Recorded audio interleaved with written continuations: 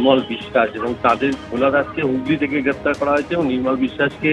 সল্টলেক থেকে গ্রেপ্তার করা হয়েছে এবং আরো 3 জনের নাম তারা পেয়েছে, তাদের খোঁজ চালাচ্ছে পুলিশ এবং এদের একটি চক্র রয়েছে এবং যেটা জানা যাচ্ছে যে প্রত্যেক চাকরি প্রার্থীর কাছ থেকে 12,000 টাকা করে অ্যাডমিশন ফিস নিয়ে এই কোচিং সেন্টার শুরু করা হয়েছিল, অর্থাৎ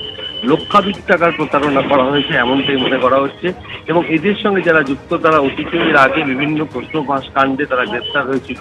মনে করা হচ্ছে এই প্রশ্ন ফাঁস কাণ্ডের চক্রের সঙ্গে এরা যুক্ত এবং আগামীকাল পুলিশ রিক্রুটমেন্ট বোর্ডের এসআইয়ের একটি পরীক্ষা রয়েছে রাজ্যে,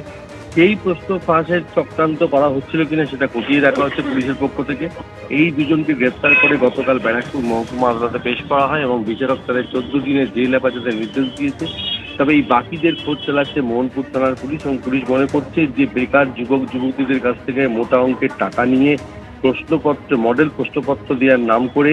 এদেরকে প্রতারণা করা হতো এবং শুধু তাই নয় এবং অতীতেও এর আগে তারা প্রশ্নপত্র চক্রের সঙ্গে যুক্ত ছিল। যেহেতু রবিবার একটি গুরুত্বপূর্ণ পরীক্ষা রয়েছে এবং যে সমস্ত নথি বা প্রশ্নপত্রের মডেল প্রশ্নপত্র উদ্ধার করা হয়েছে সেগুলো পুলিশের পক্ষ থেকে তদন্ত করে দেখা হচ্ছে এবং প্রাথমিকভাবে পুলিশ মনে করছে যে রবিবার যেহেতু পরীক্ষা রয়েছে সেই প্রশ্ন ফাঁসেরও চক্রান্ত ছিল এই চক্রের।